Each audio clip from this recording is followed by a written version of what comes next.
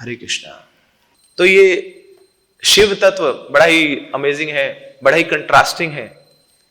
साधारण लोग उनको समझ नहीं पाते, कई बार तो बहुत ही साधारण मान लेते हैं, बड़ी ऑर्डिनरी पर्सनैलिटी है, और कुछ लोग उनको भगवान मान लेते हैं कि यही परम भगवान है। श्रील प्रभुपाद बताते हैं कि हमारे संप्रदाय में दो व्यक्ति सबसे ज्यादा मिसअंडरस्टूड हैं। एक तो है मैं स्वयं, हमारे ठाकुर जी, कोई इनको जान नहीं पाया है, राधा कृष्ण की लीला कोई समझ नहीं पाता है, और दूसरे हैं शिव जी। वो ऐसी ऐसी लीलाएं करते हैं कि अच्छा अच्छा व्यक्ति वो भ्रमित हो जाए। वैसे तो शिव जी 12 महाजनों में से एक हैं, स्वयंभू नारदा शंभू, मगर उसके बाद भी वो ऐसी एक्टिविटीज करते हैं कि साधारण व्यक्ति उनको समझ नहीं पाते। तो बड़ा ही अचिंत्य तत्व है। अचिंत्य मतलब जिसकी चिंता नहीं कर सकते आप, जिसका समझ नहीं सकते आप। तो शिव जी का तत्व वैसे ही बताया गया जैसे गुरु का तत्व है। तो गुरु ना तो साधारण व्यक्ति की तरह होते हैं, आचार्य माम विजानियात ना अवमन्येत करिचित। भगवान बोलते हैं कि आचार्य को मेरे जैसा मानो। कोई वो साधारण व्यक्ति नहीं है, मगर साथ साथ गुरु साधारण व्यक्ति भी नहीं होते हैं। क्यों? क्योंकि उनकी पूजा कैसे करी जाती है? जैसे भगवान की पूजा होती है, साक्षात हरित्वेन समस्त शास्त्री। जैसे हरि की पूजा होती है वैसे ही गुरु की पूजा भी होनी चाहिए।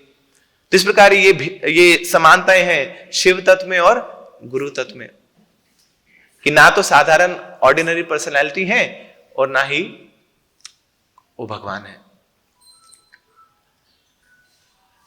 तो ऐसे बहुत सारे तत्व हमें देखने को मिलते हैं। जैसे बलराम जी हैं, बलराम जी है तो स्वयं भगवान, मगर किसके रूप में आते हैं? भक्त के रूप में आते हैं। चैतन्य महाप्रभु स्वयं भगवान है, भक्त के रूप में आते हैं सेवा करने के लिए। कि एक ही स्वरूप दोनों भिन्न मात्र का है, दोनों एक ही स्वरूप है। बलराम जी भगवान श्री कृष्ण एक ही स्वरूप है, मगर किसमें भेद है? बस काया में भेद है। तो ऐसे ही अलग अलग रूपों में आते हैं भगवान। तो ऐसे ही शिव जी भी भगवान का एक स्वरूप है, मगर किसके रूप में आए हैं? उनके सेवक के रूप में आए हैं। सेवो परम धर्म, उस परम धर्म को प्राप्त करने के लिए भगवान अपने अलग अलग रूपों में आते हैं। तो ये शिव तत्व बड़ा कठिन है इस प्रकार समझ पाना। तो फिर भी हम क्यों बोलते हैं शिव जी के बारे में, क्यों सुनते हैं शिव जी के बारे में? इसलिए बोलते हैं, इसलिए सुनते हैं क्योंकि भगवान को बहुत आनंद प्रदान करता है। भगवान को अपने भक्तों के बारे में सुनना बहुत अच्छा लगता है। भागवत बताती है, मेरे पीछे आप दोहराइए, श्रुतस्य पुंसाम शुचिर शमस्य ना अन्वजसा सूरि भी ईडितो अर्था तत्तद गुणानु श्रवणम मुकुंदा पादारविंद हृदयेषाम। श्रुतस्य पुंसाम शुचिर श्रमस्य। सुचिरा, चिर मतलब होता है लंबा समय, चिरंजीवी बोलते हैं ना। तो ऐसे ही अगर कोई व्यक्ति सुचिरा बहुत लंबे समय तक क्या करता है? भगवान की लीलाओं का श्रवण करता है। सुचिरा श्रमस्य, सुनना आसान नहीं है। नहीं, हम सब लोग बैठे हैं तो सुनने के लिए बड़ा मेहनत करना पड़ता है ना, आंखें टिमटिमाने लग जाती है थोड़े समय बाद। तो सुनना आसान नहीं है, तो बहुत श्रम करना पड़ता है, बहुत मेहनत करना पड़ता है सुनने के लिए भी। तो अगर कोई व्यक्ति बहुत लंबे समय तक, जन्म जन्मांतरों तक क्या करता है? श्रम से भगवान की लीलाओं का श्रवण करता है, तो उसको एक गिफ्ट मिलता है। भगवान उसको एक उपहार देते हैं। क्या उपहार देते हैं? भगवान उसको अपने भक्तों की लीलाओं का श्रवण करने का मौका देते हैं। श्रुतस्य पुंसाम शुचिर श्रमस्य। तो ऐसे ही भगवान को बहुत आनंदित करता है जब उनके भक्तों की महिमा का गान होता है। तो ऐसे ही जब हम शिव जी के बारे में सुनते हैं, बोलते हैं, तो ये भगवान को प्रसन्न करता है। तो केवल और केवल हम इसके लिए शिव जी का गुणगान करते हैं। तो शिव जी महान भक्त हैं भगवान के, और इतना प्रेम करते हैं वो भगवान से कि उनकी महिमा का गान भी अलग अलग शास्त्रों में मिलता है। ये बड़ा ही प्रमुख श्लोक है, आप सबको पता होगा। निम्न गानाम यथा गंगा देवानाम उच्चतो यथा वैश्वानाम यथा शंभु पुराणानाम इदम तथा। कि जिस प्रकार सारी नदियों में गंगा प्रसिद्ध है, सारे पुराणों में श्रीमद् भागवतम प्रसिद्ध है, सारे देवताओं में भगवान अच्युत वो प्रमुख हैं, ऐसे ही सारे वैष्णवों में शिव जी वो प्रमुख हैं। वैष्णवा नाम यथा शंभु, शंभु क्या है? सारे वैष्णव में सार्वभौम है, is the top most devotee. तो ऐसे भक्त को समझ पाना सरल नहीं है। स्वयं भगवान भी कहते हैं कि ये जो शिव तत्व है ये बड़ा ही अद्भुत है, इसको समझ नहीं पाएंगे। पुराणों में वर्णन आता है, युधिष्ठिर महाराज पूछते हैं भीष्म पितामह से कि ये शिव जी कौन है? तो भीष्म पितामह बताते हैं पूरी सृष्टि में कोई नहीं बता पाएगा कि शिव जी कौन है, केवल एक व्यक्ति है जो बता सकता है शिव तत्व के बारे में, और कौन है? वो है स्वयं साक्षात भगवान श्री कृष्ण। जैसे शुद्ध भक्त को जानना है तो हमें एक शुद्ध भक्त का ही सहारा लेना पड़ेगा, इसलिए हम श्रीला प्रभुपाद जी का आश्रय लेते हैं कि हम जान पाए कौन है भगवान और भगवान के अलग अलग विस्तार, तो थोड़ा सा हल्का सा हमारी बुद्धि के अंदर प्रवेश कर पाता है। तो बड़ा ही विचित्र स्वरूप है शिव जी का। मृग चर्म धारण करे रहते हैं, बभूत लगाई होती है, शमशान की राख लगाई होती है, और गले में नर मुंडियां होती है, बड़े सारी खोपड़ियां की माला डाली होती है, आसपास सब भूत प्रेत पिशाच हैं उनके। तो ऐसे स्वरूप को देखकर कोई भी विचलित हो सकता है, और उनका चरित्र भी बड़ा संशय में डालने वाला है। ऐसे कार्य जो हजारों प्रश्न खड़े कर देते हैं, ऐसे कार्य करते हैं शिव जी। तो ब्रह्मा जी बताते हैं ब्रह्म संहिता में, क्षीरम यथा दधि विकार विशेष योगात। शिव जी क्या है? जैसे रात को आप दूध लीजिए और दूध को सुला दीजिए, दूध को सुला देंगे तो सुबह क्या बन जाता है? वो दही बन जाती है ना। दूध में थोड़ा सा खट्टा डाल के उसको बिठा दो तो सुबह वो दही बन जाएगी। तब जो दही है वो दूध से अलग है, मगर दही आई कहां से है? दूध से आई है। ऐसे ही शिव जी का तत्व है कि शिव जी आए तो भगवान श्री कृष्ण से ही है, मगर उसके बाद भी शिव जी से वो भगवान से वो अलग है, कि शिव जी भगवान भी नहीं है मगर आए भी भगवान से हैं। तो इसलिए जो शिव तत्व है वो अलग ही तत्व है। तो ये भक्तावतार वाला तत्व है, भक्त के अवतार के रूप में आते हैं स्वयं भगवान। एक बार की बात है, नरसिंह भगवान का एक भक्त था, वो जा रहा था गांव से, तो रास्ते में एक मंदिर आया, शिव जी का मंदिर आया। अब उसकी इच्छा नहीं थी वहां पे जाने, क्योंकि नरसिंह भगवान के प्रति उसकी शरणागति है। तो वहां पे कुछ लोग थे, बार बार फोर्स करते मंदिर के अंदर जाओ। मंदिर के अंदर चला गया। अब सामने शिवलिंग है। अब वो जो शिव जी के भक्त हैं वो आके बोलते हैं उसको कि बोलो कि देखो ये शिव जी हैं और तुम बोलो कि शिव जी ही सर्वोत्तम है। और वो जानता था कि अरे शिव जी सर्वोत्तम नहीं है, शिव जी तो भगवान के एक अंश है। सर्वोत्तम तो कौन है? वो तो मेरे भगवान है, श्री कृष्ण है, जो अलग अलग रूपों में आते हैं, जो बलराम के रूप में आते हैं, जो नरसिंह के रूप में आते हैं, वो सर्वोत्तम है। तो शिव जी का भक्त बड़ा क्रोधित हो गया, बोले देखो तुम बोलते हो कि नहीं, तलवार से गला काट दूंगा तुम्हारा। और तलवार उठा ली उसने, और जैसे ही काटने लगा तो उसका सिर जाके शिवलिंग में लगा, और शिवलिंग से उसी समय नरसिंह भगवान निकलते हैं और आके बोलते हैं अपनी जो शिव जी के भक्त हैं उसको बोलते हैं, बोले देखो ना, अभी तुम्हें कुछ और प्रूफ चाहिए क्या? तुम्हारी आंतरिक त्रुटियां निकालूं मैं, उसके बाद तुम मानोगे? बोले नहीं नहीं, मैं मान गया कि आप ही सर्वोत्तम हैं। तो सर्व कारण कारण है भगवान, और उन्हीं से ही अलग अलग रूप निकलते हैं भगवान के। शिव जी उनमें से एक रूप है। तो उनका चरित्र भी बड़ा संशय प्रदान करने वाला है। उनकी एक्टिविटीज भी ऐसी हैं, अलग अलग ऐसे कार्य करते रहते हैं। तो विश्वनाथ शक्ति ठाकुर सुंदर वर्णन करते हैं शिव जी की महिमा का गान करते हुए। मेरे पीछे आप दोहराइए। वृंदावन वनिपते जय सोम सोमा, मोले सनंदन सनातन नारडेड्य, गोपीश्वर व्रज विलासी युगांग्री पद्मे, प्रीतिम प्रयच निरुपादि नमो नमस्ते। वृंदावन वनीपते जय सोम सोमा। कैसे हैं शिव जी? सोम, सोम क्या होता है? बड़े सुंदर, बड़े ब्यूटीफुल। तो उनका जो मुखमंडल है बहुत ही मधुर है, बड़ा ही सुंदर है। सोम मोले, मगर वो सुंदरता और बढ़ जाती है क्योंकि उनके फोरहेड पे एक और सोम बैठा है, चंद्रमा बैठा है, हाफ मून।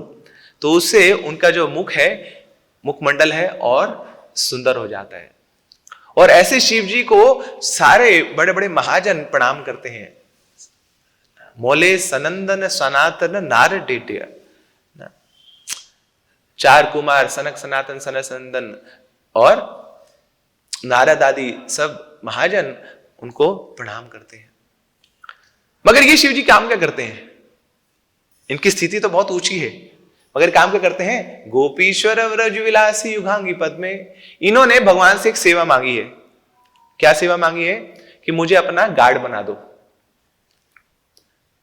भुवनेश्वर में आप जाएंगे रास्ते में तो पुरी जाएंगे तो रास्ते में लिंगराज जी का मंदिर आता है।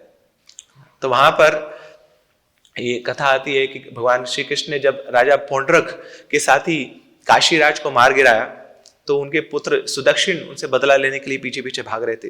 तो शिव जी की तपस्या करी, काला यज्ञ किया, उससे एक राक्षस उत्पन्न हुआ, है ना। तो उस राक्षस को द्वारका भेजा भगवान को मारने के लिए। तो भगवान ने सुदर्शन छोड़ दिया। अब उसके प्रतिरूप में वहां पर शिव जी प्रकट हो गए और शिव जी अब युद्ध कर रहे हैं भगवान से और फिर हार जाते हैं क्योंकि शिव जी ने पशुपात अस्त्र छोड़ा और पशुपात अस्त्र तो क्या काम करेगा सुदर्शन के सामने। तो सब शिव जी हार गए, बोलते हैं कि मुझे दंड मिलना चाहिए। और दंड क्या है? मुझे आपकी सेवा मिलनी चाहिए। और कैसी सेवा? थोड़ी तुच्छ सेवा चाहिए मुझे, मीनियल सेवा। तो मुझे क्या कर दीजिए, आप अपने मंदिरों का द्वारपाल बना दीजिए, आप अपने धाम का द्वारपाल बना दीजिए। तब देखिए जहां जहां भगवान श्री कृष्ण के मंदिर हैं वहां पे शिव जी भी प्रकट होते हैं। किसके रूप में? द्वारपाल के रूप में, बॉडी गार्ड के रूप में, सिक्योरिटी गार्ड के रूप में। तो हमेशा बाहर बैठे रहते हैं और सेवा करते रहते हैं। तब चले जाइए वृंदावन तो वहां पे किसके रूप में बैठे हैं? गोपीश्वर महादेव के रूप में। कामे वन में चले जाइए कामेश्वर महादेव के रूप में। नंदगांव में चले जाइए नंदीश्वर महादेव के रूप में, आशीश्वर महादेव, तो अलग अलग महादेव के रूप में बैठे हैं। आप चले जाइए हमारे ईस्ट ऑफ कैलाश मंदिर तो वहां पे ऊपर बैठे हैं, हरे कृष्णा हिल के ऊपर बैठे हैं, दूर से सीसीटीवी कैमरा लगाए कि कोई भी दूर से आएगा ना, इस मंदिर में कोई दुश्मन आएगा, कोई भगवान का देशी व्यक्ति आएगा तो पछाड़ दूंगा, उसको दूर भगा दूंगा, उसको प्रवेश नहीं करने दूंगा। हमारे द्वारका मंदिर में बैठे हैं ना, वहां पे भी बैठे हैं। आपके यहाँ पे तो दो बैठे हैं ना, एक तो यहाँ भाई बैठे हैं, अंदर बैठे हैं गोपेश्वर जी। तो सब भगवान की रक्षा करने के लिए बैठे हैं, हृदय दे दिया है, पूरा जीवन दे दिया है। तो इस प्रकार भगवान उनकी सेवाओं को स्वीकार करते हैं। तो ये शिव जी जो इतने सुंदर हैं, सौम मोले, बड़े बड़े महाजन उनको चरणों का आश्रय लेना चाहते हैं, मगर ये जाके भगवान की बड़ी तुच्छ सेवा करना चाहते हैं। तो फिर विश्वनाथ चक्र ठाकुर बोलते हैं प्रीतिम प्रयच्छ निरुपाधि युगांगिर पद में गोपीश्वर व्रज विलासी। और ये शिव जी क्या करते हैं? ये सेवा तो बड़ी तुच्छ करते हैं, मगर इनके पास बहुत बड़ा जैकपॉट है। ये जो राधा गोविंद हैं जो पूरे ब्रज में भ्रमण करते रहते हैं गोपियों के साथ, उनके प्रेम को देने में समर्थ हैं। उनका प्रेम ये हृदय में हमेशा कैरी करते हैं। तो मैं ऐसे शिव जी को प्रणाम करता हूं ताकि मैं भी राधा गोविंद का एक छोटा सा दास बन पाऊं। तो शिव जी का प्राकट्य कैसे हुआ? ब्रह्मा जी कमल पुष्प से प्रकट होते हैं और आसपास उनको कुछ नजर नहीं आ रहा है। उसी समय एक शब्द उनको सुनता है। क्या शब्द है वो? तप। तो तप करने लग जाते हैं और फिर भगवान प्रकट होते हैं और अपनी बांसुरी से ब्रह्मा जी को सारा ज्ञान प्रदान करते हैं और फिर आदेश देते हैं कि इस सृष्टि की रचना करो। तो ब्रह्मा जी से 4 कुमार उत्पन्न होते हैं, 4 पुत्र उत्पन्न होते हैं। अब उनको ब्रह्मा जी बोलते हैं कि आप जाके सृष्टि की रचना करो। तो 4 कुमार क्या बोलते हैं? कहां फंसा रहे हो जी हमें झंझट में, हमें गृहस्थ जीवन में नहीं जाना, हम बड़े खुश हैं अभी ब्रह्मचारी लाइफ में। Please do not disturb us. तो क्या करें अब? तो ब्रह्मा जी को तो सृष्टि आगे बढ़ानी है। तो ब्रह्मा जी बड़े क्रोधित हो जाते हैं अपने बच्चों के इस बिहेवियर को देखते हुए।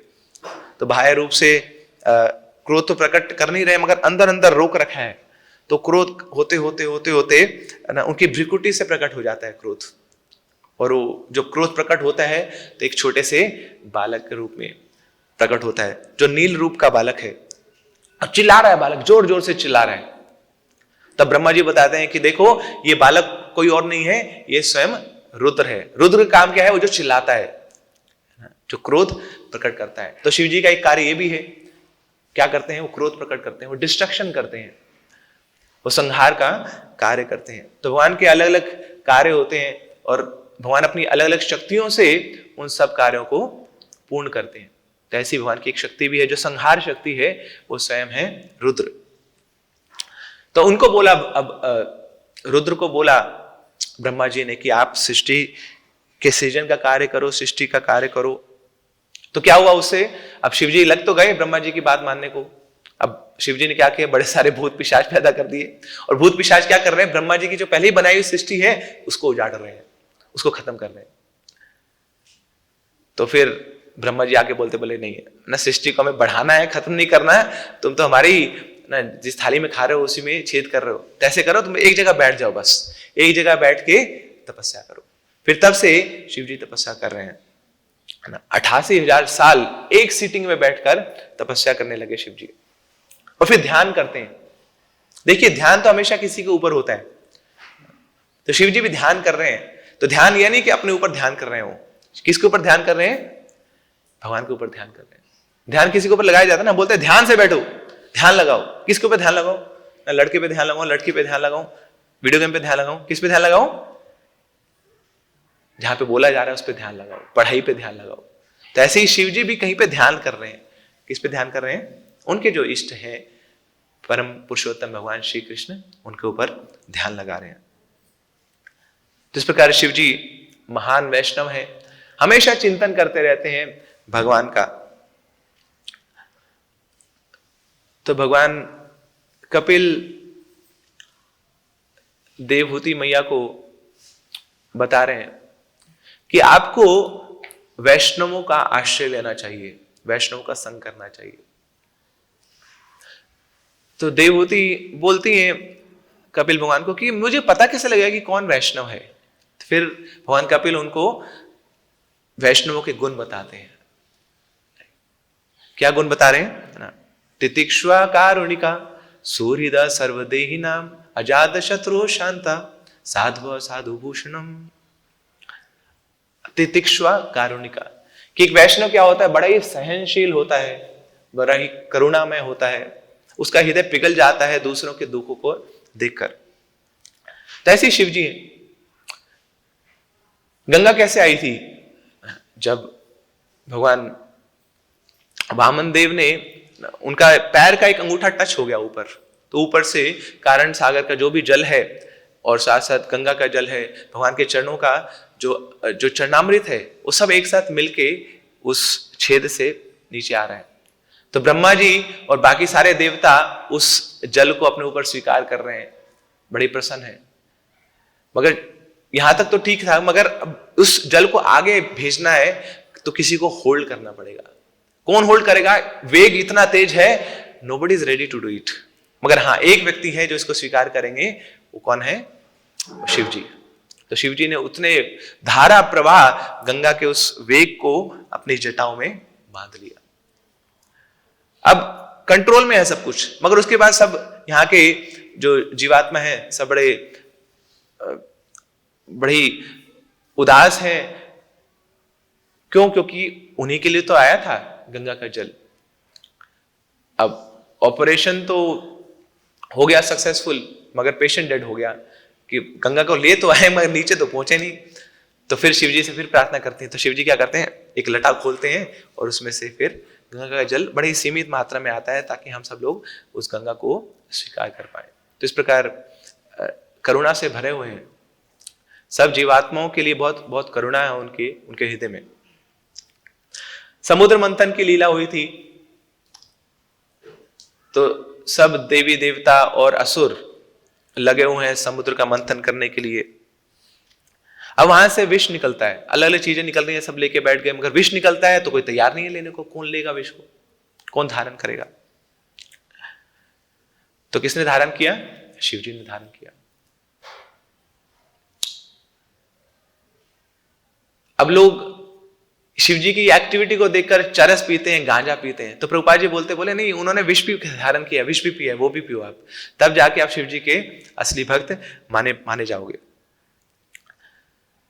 तो इस संसार में हम देखते हैं कि कोई हमें अमृत देता है, हमारे लिए बहुत अच्छा सोचता है, तो हमारे हृदय में उसके प्रति बड़ी नेगेटिव थॉट्स आ जाते हैं। कोई अमृत देता है तो हम उसको विष दे देते हैं। मगर आध्यात्मिक जगत में उल्टा है, कोई आपको विष भी देगा तो आप उसको अमृत दोगे। और इसका साक्षात एग्जाम्पल हमारे ठाकुर जी हैं। पूतना आई थी इस स्तनों पे विष लगा के, तो भगवान ने उसको विष तो दिया, और उसको क्या दिया? उसको धाम का अमृत दे दिया, गोलोक धाम का। भगवान ने उसको धाम भेज दिया। ऐसे कंटेमिनेटेड चेतना से वो आई थी, और उसको भी भगवान ने अपना मान लिया। तो दैट इज स्पिरिचुअल वर्ल्ड। मगर भौतिक संसार में कोई हमारा अच्छा भी चाहता है तो हम उसको गाली देते हैं। भक्ति सिद्धांत महाराज ने बड़ी एक स्टोरीज की फॉर्म में एक बुक दी है हमें, उपाख्यान उपदेश। जानते हैं आप लोग? कितने लोगों ने सुना है उसके बारे में? उपाख्यान उपदेश, दैट इज मार्वलस स्क्रिप्चर। छोटी सी एक स्टोरी होती है, हाफ पेज की, पौना पेज की, और उसमें आधे पेज का परपट होता है, मगर उसके जो शिक्षाएं हैं दे आर सो डीप। तो उसमें भक्ति सिद्धांत महाराज जी एक स्टोरी बताते हैं। एक बच्चा है, वो छत के ऊपर पतंग उड़ा रहा है। अब पहले के समय ना जो छतें होती थी उसमें बाड़ी नहीं लगाते थे, जो प्रोटेक्टिंग वॉल वो नहीं होती थी, छतें बस ऐसी खुली छोड़ देते थे। तो पतंग उड़ा रहा, उड़ाते उड़ाते बिल्कुल किनारे पे पहुंच गया। अब नीचे गिरने ही वाला है, नीचे से एक व्यक्ति आवाज लगाता है, ओ साइड पे हो जा। सुन नहीं रहा है, इतना मग्न है वो आई वो काटे करने में।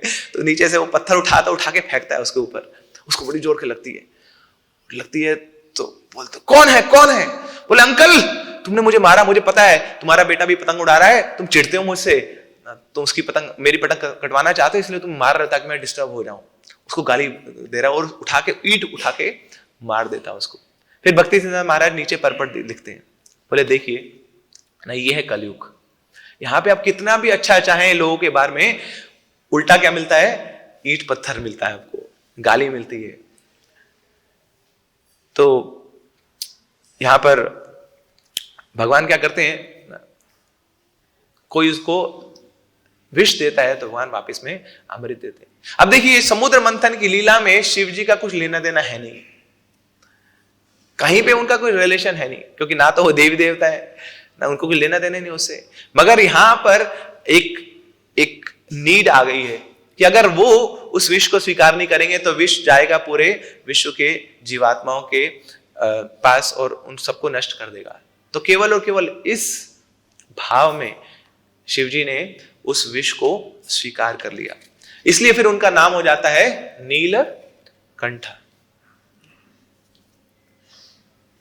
नीलकंठ। मगर हमारे आचार्य बताते हैं ये जो नीलकंठ है ना, ये तो एक्सटर्नल है, कि उन्होंने विष पी लिया तो उनका कंठ नील हो गया। अरे उस विष की क्या औकात कि शिवजी जैसे महान वैष्णव का वो कंठ नीला कर दे। भगवान के वैष्णवों पे इस प्रकार कुछ प्रहार हो ही नहीं सकता है। वो तो संसार की बनी हुई चीजें हैं, उनका क्या बिगाड़ लेंगे। भगवान उनको सुरक्षा प्रदान कर रहे हैं। मगर ये जो हलाल विष है, इसने भी सोचा कि अरे देखो ये शिवजी का जो कंठ है ना वो बड़ा ही मधुर है। क्यों?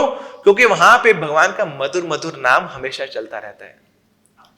शिवजी क्या करते हैं? ब्रह्मा बोले चतुर्मुखे कृष्ण कृष्ण हरे हरे, महादेव पंचमुखे राम राम हरे हरे।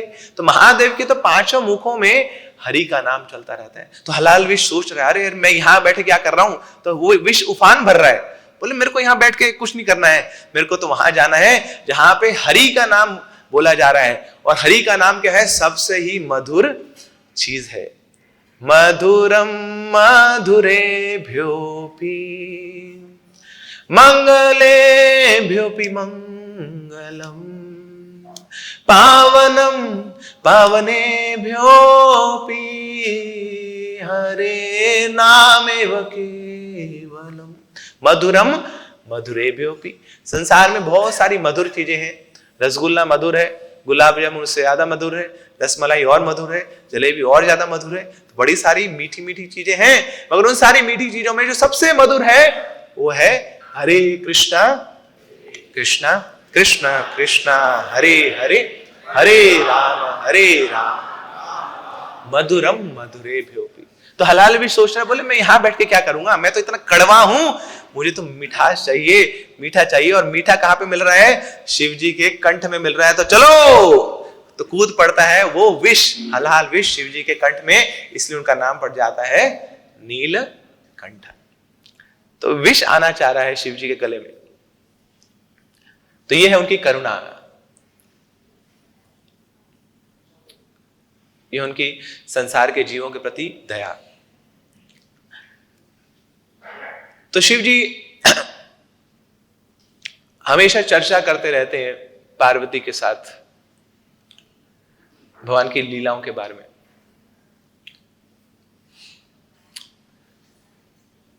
एक वक्त बड़ा अच्छा बता रहे थे कि जब कोई गृहस्थ आश्रम में आता है तो उसको बैलेंस करना बड़ा ही मुश्किल हो जाता है। क्यों? क्योंकि दो अलग अलग विचारों के लोग एक साथ आ रहे हैं। अब दो दीवारें एक साथ, तो क्या करेंगे? दीवारें आपस में भिड़ेंगी, मुड़ने के तो तैयार नहीं है, झुकने को तैयार नहीं है, आपस में धामधूम धड़ाका ही होता है। मगर शिव जी और पार्वती ऐसे अद्भुत कपल हैं कि जब भी वो पास आते थे तो कृष्ण को बीच में ले आते थे। और कृष्ण तो क्या टेढ़े हैं, तो जो भी बीच में गैप होता था ना, फिल हो जाता था वो, है ना, सब आपस में संधि हो जाती थी उनकी। तो शिव जी तो वैसे तपस्या करते रहते हैं।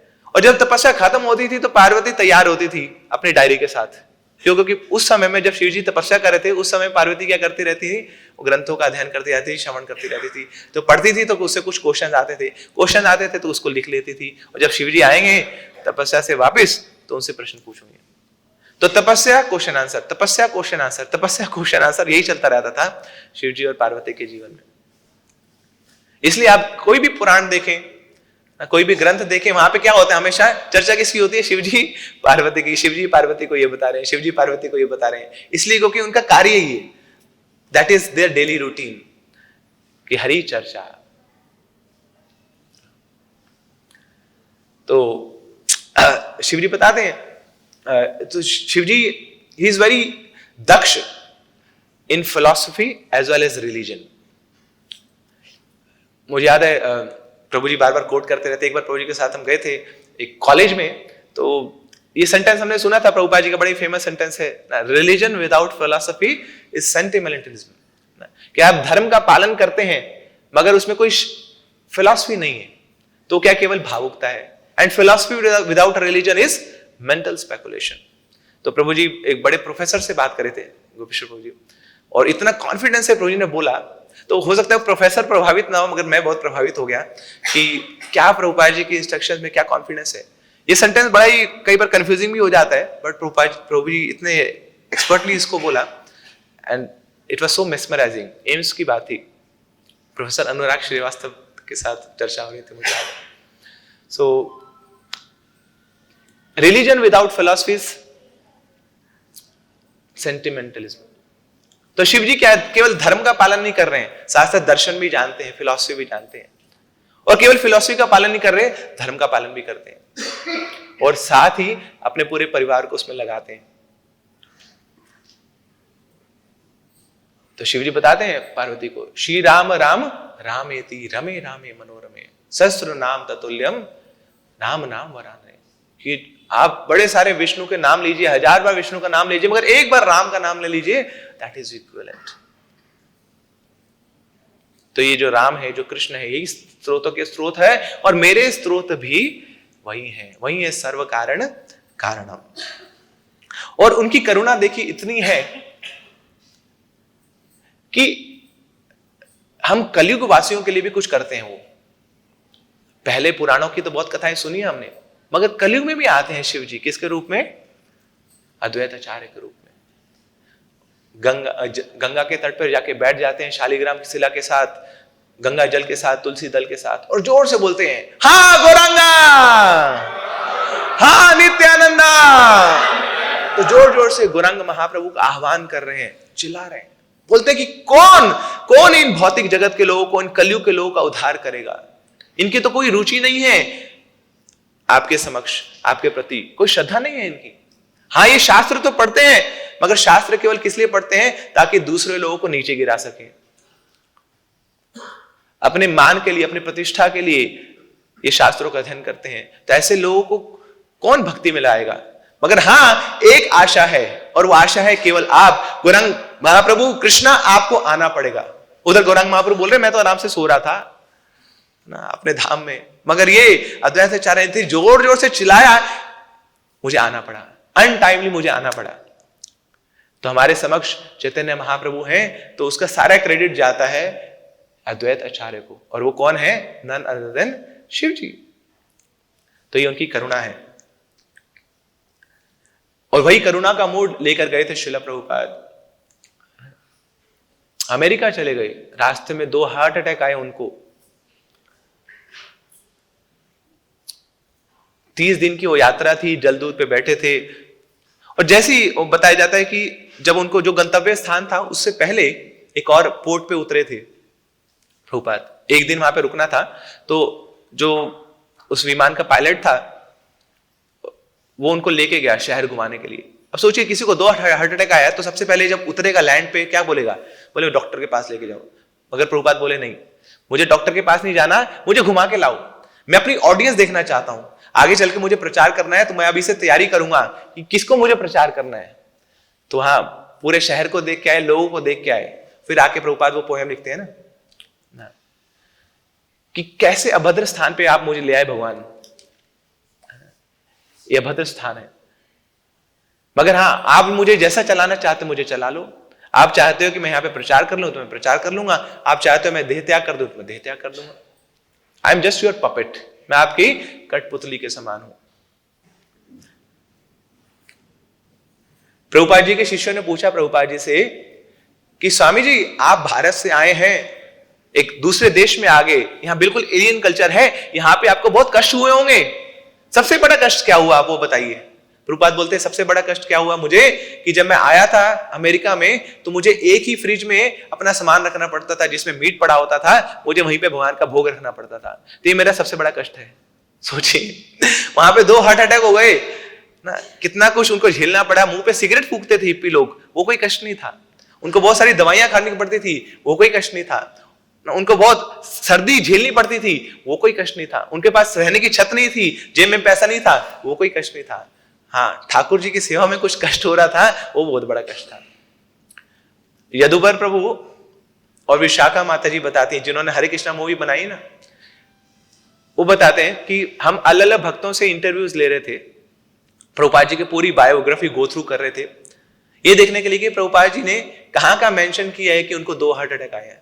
हमें थोड़ी सी प्रॉब्लम होती है तो सबसे आगे पहले हम वो शेयर करते हैं ना, कभी लेक्चर देने आएंगे लेट की हो गए, सबसे पहले वो बता देंगे ना, तो अपना जस्टिफिकेशन देते हैं। मगर प्रभुपाद जी ने पूरे अपने 12 साल के प्रचार के करियर में कहीं ये नहीं बोला कि मेरे को हार्ट अटैक आया था, कि देखो तुम्हारे लिए आया हूं मैं यहां पर ना, अब तो स्वीकार करो ये हरि नाम का अनुपम उपहार, कितना कष्ट लेके आया हूं मैं। प्रभुपाद जी ने ऐसा कुछ नहीं बोला, बोले कष्ट तो मुझे आया था ना, मगर आप लो, आप ये उपहार स्वीकार करो, दैट इज मोर इंपॉर्टेंट।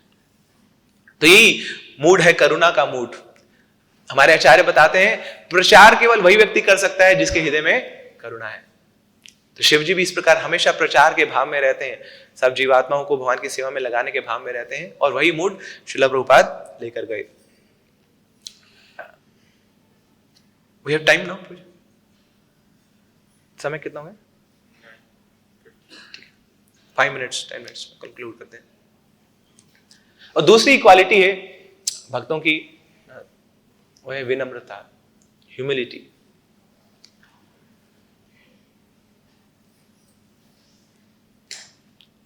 तो शिव जी की विनम्रता हमें देखने को मिलती है कि उनके बहुत सारे फॉलोवर्स हैं।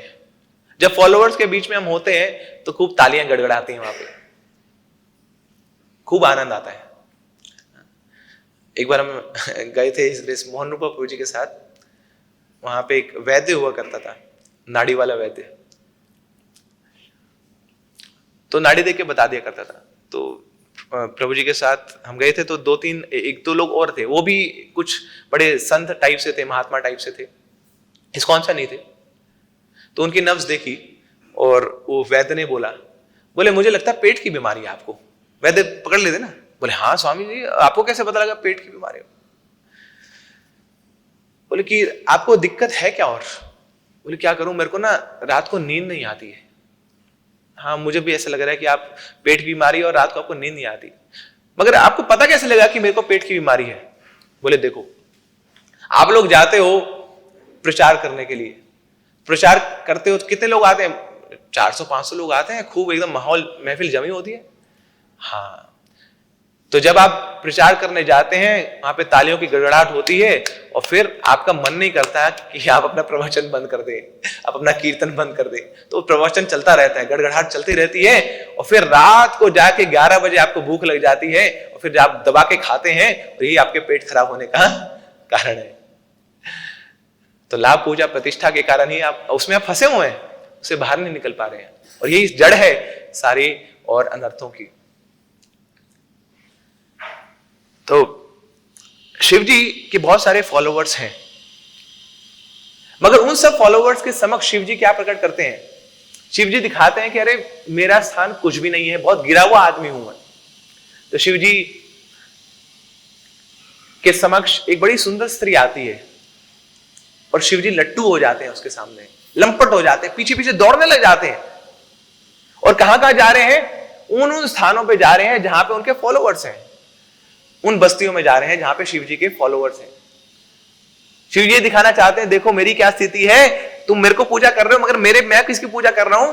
मैं तो अपनी इंद्रियों की पूजा कर रहा हूं, इंद्रियों का दास हूं मैं, देख लो। मगर कौन है वो स्त्री? वह मोहिनी मूर्ति, स्वयं साक्षात भगवान श्री कृष्ण। तो शिव जी ये बताना चाह रहे हैं कि अरे मेरा कोई स्थान नहीं है, मेरी कोई गति भी नहीं है, जो सारी महिमा है मेरे भगवान की। और देखिए कितने सुंदर लग रहे हैं, किसी भी रूप में आते हैं, जब पुरुष के रूप में आते हैं कितने सुंदर हैं वो, सबको आकर्षित कर लेते हैं, इसलिए उनका नाम है कृष्ण। जब स्त्री के रूप में आते हैं तो मोहिनी मूर्ति के रूप में सबको मोहित कर लेती हूं। तो ये है मेरे भगवान श्री कृष्ण। तो मैं भी उनसे मोहित होता हुआ जा रहा हूं, मैं रोक नहीं पा रहा हूं। तो जान लो सब लोग कि मेरी कोई स्थिति नहीं है। तो he is ready to be misunderstood. हम लोग किसी के साथ गलत करते हैं, हम चाहते हैं कि वो मेरे को अंडरस्टैंड कर ले, मगर यहां शिव जी ही is ready to be misunderstood. जो सबको समझते हैं उसके बाद भी वो अपने आप को गलत साबित करने को तैयार है, गलत मानने को तैयार है। ये उनकी विनम्रता है कि भगवान के सामने मेरी कोई स्थिति है नहीं। ऐसी भक्ति में हम कितनी आगे क्यों ना बढ़ जाएं, बड़े बड़े महान पोजीशंस हमें मिल जाएं, बहुत ऐश्वर्य मिल जाता है, भक्तों का ऐश्वर्य, फैन फॉलोइंग मिल जाती है, और उसके बाद भी अगर हम अपने गुरु के एक छोटे से दास के रूप में बने रहें तो हमारी जीवन की सफलता है। शिव जी बताना चाह रहे हैं वैष्णवों में सर्वोत्तम है वो, सारे वैष्णव उनके चरणों की रज चाहते हैं, उसके बाद भी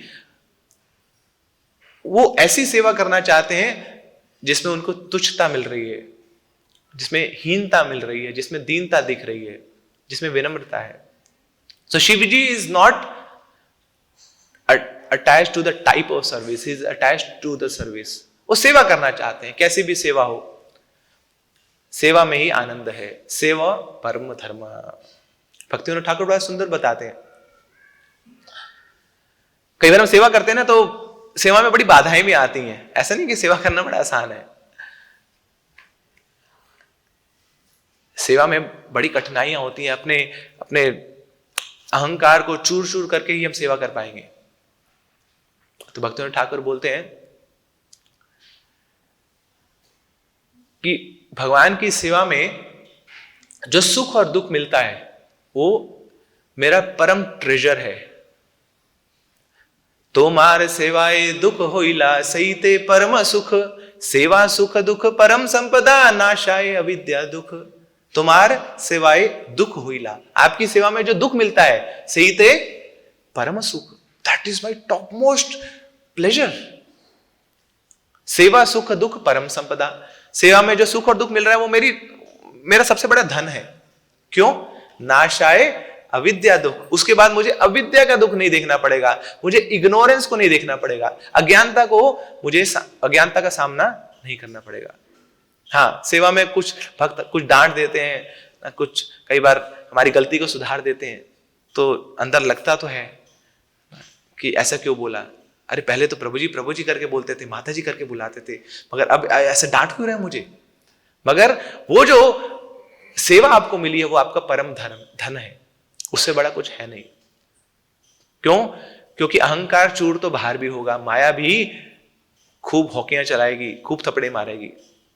तो बेहतर है कि भक्तों से ही अपने कर्म काट ले, हम उनके समक्ष रहते हुए, उनके द्वारा सेवा में लगाई हुई सेवाओं को करते हुए। That is humility. तो ये शिव जी ऐसी सेवा करते हैं।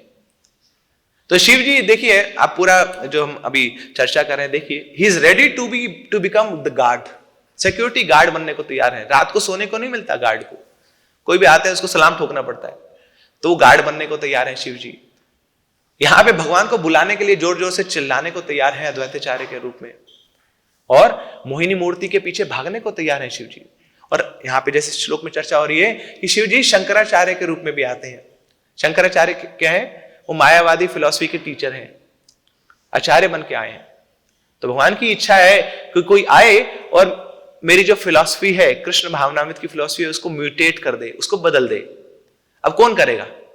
कोई भक्त तो नहीं करना चाहेगा, मगर हाँ, एक भक्त तैयार है, भगवान आप जो बोलोगे वो करूंगा, ये जीवन आपके नाम। तो शिव जी वो सेवा भी स्वीकार करते हैं, मायावाद का प्रचार करने की सेवा। और यही भृगु मुनि ने यहां पे शाप दिया है कि जो शिव जी के भक्त होंगे वो कभी भी शास्त्रों को स्वीकार नहीं कर पाएंगे, और किसका सहारा लेंगे? असत शास्त्र पंथिना, लिखा ना, असत शास्त्र पंथिना, जो असत शास्त्र का मार्ग लेंगे, जो मायावाद का मार्ग लेंगे।